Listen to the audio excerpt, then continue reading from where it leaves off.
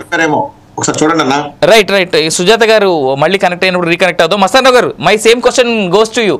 ఇక్కడ మీరు అన్ని పార్టీల అంటే ఎక్సెప్ట్ ఫ్రమ్ వైఎస్ఆర్సీపీ మీరు మిగిలినటువంటి ఎన్డీఏ పార్టీల మాటలు విన్నారు. నిజంగానే ఆయన సభ్యత్వాన్ని క్యాన్సిల్ చేయడం కుదురుతుందంటారా? ప్యానల్లో ఉన్న పెద్దలకు, మీకు, ఫోర్ సైడ్ వీక్షకులకు అందరికీ కూడా గుడ్ ఈవినింగ్ అండి. శాసన సభ సభ్యత్వం అనర్హత వేటు అనేది 2-3 సందర్భాల్లో ఉంటది. మనకు రాజ్యాంగం ప్రకారం చెప్పింది ఏంటంటే యాక్చువల్ గా లోక్సభకి నిర్వచించారండి. ఇది డెఫినేషన్ అనేది లోక్సభకి ఇచ్చారు.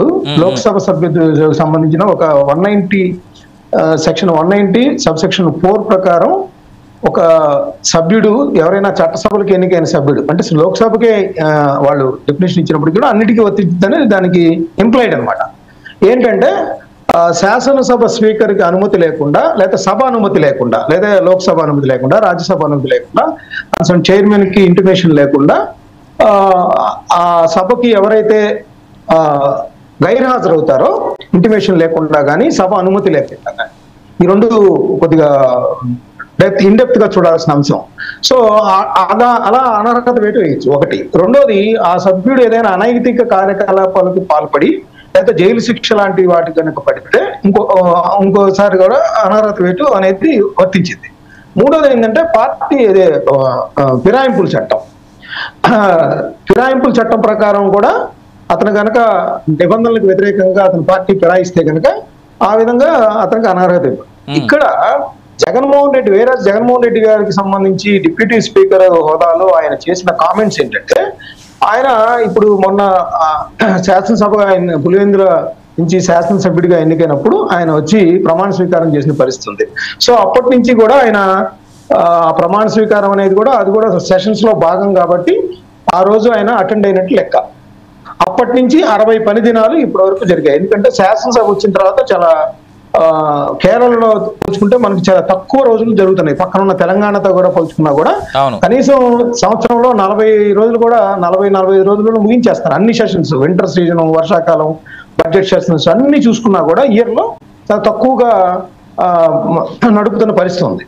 సో అందుకనే మొన్న ఈ మధ్య కామన్వెల్త్ సంబంధించి జాతీయ స్పీకర్లందరూ కనుక ఒక సెమినార్ పెడితే అయ్యన్న పాత్రులు గారు కూడా కనీసం 70 రోజుల పాటు అన్న శాసనసభ సమావేశాలు నిర్వహిస్తే బాగుంటుంది, ప్రజల సమస్యలకు సంబంధించి మనం విస్తృతంగా చర్చించేందుకు వాళ్ళ అభిప్రాయాలు ప్రతిఫలించేలాగా అందరు శాసనసభ్యులకు కూడా మాట్లాడే అవకాశం కూడా దొరుకుతుంది అనేది ఆయన ఎక్స్పెక్ట్ చేసింది కూడా మనం ఇక్కడ గమనించాల్సిన అవసరం. ఇక్కడ ఏంటంటే ఇక్కడ ఒక ప్రత్యేకమైన అంశం ఉందండి. మీకు రఘురామకృష్ణరాజు గారికి చూస్తే ఆయన వైఎస్ఆర్సీపీ పార్లమెంట్ సభ్యుడిగా ఉన్నప్పుడు ఆయనకి అనేక సందర్భాల అవమానాలు కావచ్చు, లేకపోతే పార్లమెంటు సభ్యుడిగా ఆయన నియోజకవర్గంలో తిరగలేని పరిస్థితులు, భయోత్పాతం గురైన పరిస్థితి కూడా ఉంది ఆయనకి.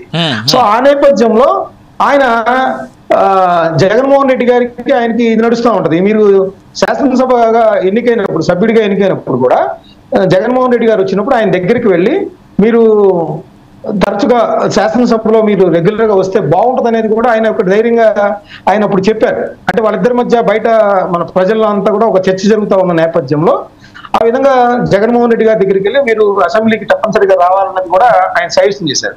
ఇక్కడ ఏంటంటే జగన్మోహన్ రెడ్డి గారు ఒక నిర్ణయం తీసుకున్నారు. ఏంటి, ప్రతిపక్ష హోదా కనుక నాకు ఇవ్వకపోతే నేను రాను, ఎందుకంటే నాకు టైం ఇవ్వరు, ప్రజల సమస్యలకు సంబంధించి లేవనెత్తడానికి అవకాశం ఉండదు అనేది. అదే జగన్మోహన్ రెడ్డి గారు ఆ విధమైన వాదన అనేది చట్టసభలో నిలబడదు. ఎందుకంటే ఇవ్వాల్సిందేమో స్పీకర్ ఫీల్ అవ్వాలి ఆయన దానికి సంబంధించి.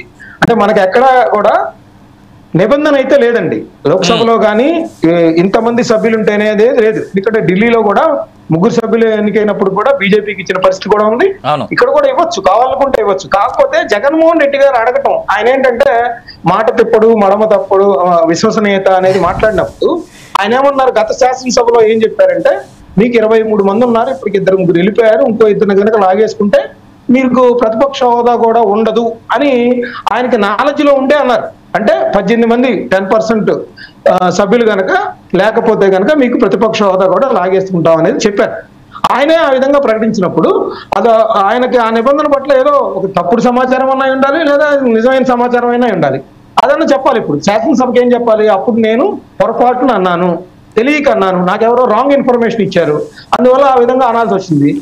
ఇప్పుడు నిబంధన ఉంది అని ఆయన నమ్ముతున్నారు అనుకోండి, పలానా రెఫరెన్స్ చెప్పి ఇంకో పలానా ఢిల్లీలో ఇచ్చారు, ఇంకో చోట ఇచ్చారు, ఆ విధంగా ఇవ్వచ్చు, నేను గతంలో తప్పుడుగా సమాచారం శాసనసభకి ఇచ్చాను, నాకు తెలియక అన్నానని చెప్పాలి. ఆయన మాట అంటారా? ఆ స్కోప్ ఉందా? జగన్మోహన్ రెడ్డి గారు నేను తప్పుడుగా మాట్లాడనేటువంటి మాట అట్లీస్ట్ ఆయన దగ్గర నుంచి వచ్చే ఛాన్స్ ఉంది. ఆయన పార్టీ నుంచి ఎవరి దగ్గర నుంచి రాదనేటువంటి భావన అందరిలో ఉంది. అట్లా కదా అవినాష్ గారు, నేను చెప్పేది ఏంటంటే శాసనసభని కానీ లోక్సభని కానీ చట్టసభను దేవాలయంగా భావిస్తాం మన ప్రజాస్వామ్యంలో. సో తప్పు జరిగినా కూడా చాలా సందర్భాలు విచారం వ్యక్తం చేస్తారు. మీరు అదే శాసనసభలో మనం ఒక వర్డ్స్ ఇల్లీగల్ గా కానీ లేదంటే అన్పార్లమెంటరీ గా మాట్లాడినప్పుడు వాటిని విత్డ్రా చేసుకుంటూ అక్కడికక్కడే చెప్పిన పరిస్థితి కూడా ఉంటుంది, మీరు అందరూ గమనిస్తూ ఉంటారు. సో చెప్పొచ్చు, తప్పేం లేదు. అంటే రాంగ్ ఇన్ఫర్మేషన్, ఎవరో రాంగ్ ఇన్ఫర్మేషన్ ఇచ్చి ఉండొచ్చు, ముఖ్యమంత్రిగా ఆయనకి అలా ఇచ్చి ఉండొచ్చు, లేదంటే ప్రతిపక్ష నేతగా అప్పట్లో ఆయనకి ఇచ్చి ఉండొచ్చు, ఏదైనా జరిగి ఉండొచ్చు. దాని తప్పే ఉంది, దానిలో తప్పేం లేదు కదా. ఇప్పుడు ఆయన శాసన మండలి రద్దు చేస్తూ తీర్మానం చేశారు, వద్దన్నారు, కానీ బీజేపీ ఒప్పుకోలేదు, కంటిన్యూ అయింది. ఏం చేశారు ఇప్పుడు? దాని ఏమన్నా ఆయన మాట తప్పుడు మడమ తిప్పుడు దానికి ఏమి విఘాతం కలగలేదు కదా, అది ఆయన చేతులు లేదు. శాసన మండలి రద్దు చేయడం ఆయన చేతులు లేదు, పైన అక్కడ ఒప్పుకోలేదు. అంటే నేననేది ఏంటంటే ఇక్కడ నేను కవ్వింపు చేస్తున్నారంట డిప్యూటీ స్పీకర్ హోదాలో ఆయన ఇటు రావడని తెలిసి జగన్మోహన్ రెడ్డి గారు వస్తే ఈ విధంగా ఉంటది. నన్ను కూడా ఆ సమయంలోనే అక్కడ అధ్యక్షుడు అచ్చెన్నాయుడు గారు కూడా గత సమావేశాల్లో ఒకటి అన్నారు, ఆయన రావాలి, నాకు ఒక గంట మాట్లాడే అవకాశం ఇవ్వాలి, మీరు ఆ స్థానంలో కూర్చోవాలని. అంటే వాళ్ళని అవమానించేందుకు ఒక కార్యక్రమంగా వాళ్ళందరూ అనుకుంటున్నట్టుగా ఎక్స్పోజ్ చేస్తున్నారు వాళ్ళు. నిజానికి వాళ్ళు ఒక నిమిషం అండి కంప్లీట్ చేస్తారు. నిజానికి జగన్మోహన్ రెడ్డి గారు అప్పట్లో అలా చేసి ఉండొచ్చండి. మీకు 164 స్థానాలు ఇచ్చినప్పుడు ప్రతీకారం జోలికి పోకుండా హుందాగా కూడా వ్యవహరించవచ్చు, మీరు కూడా ఇవ్వచ్చు, హుందాతనంగా ఉండొచ్చు. వాళ్ళు చేశారని మీరు చేస్తే మీకు వాళ్ళకి తేడా లేకుండా పోతుంది కదా. వాళ్ళు ఆ విధంగా చేశారంటే మీకు 164 ఇచ్చారు, వాళ్ళని 11 స్థానాల్లో కూర్చోబెట్టారు. అట్లాంటప్పుడు మీరు కూడా అలానే చేయాలనే ఉంది, మీరు కూడా హుందాతనంగా ఉండొచ్చు, జగన్మోహన్ రెడ్డి గారికి అవకాశం ఇవ్వచ్చు, ఇన్వైట్ చేయొచ్చు అనేది నేనంట. రైట్, సుజాత గారు జాయిన్ అయ్యారు కనుక బ్యాక్. సుజాత గారు, రఘురామ కృష్ణరాజు వినిపిస్తుందా నా వాయిస్? ఇప్పుడు వినిపిస్తున్నారండి, థ్యాంక్ యూ. సో ఇప్పుడు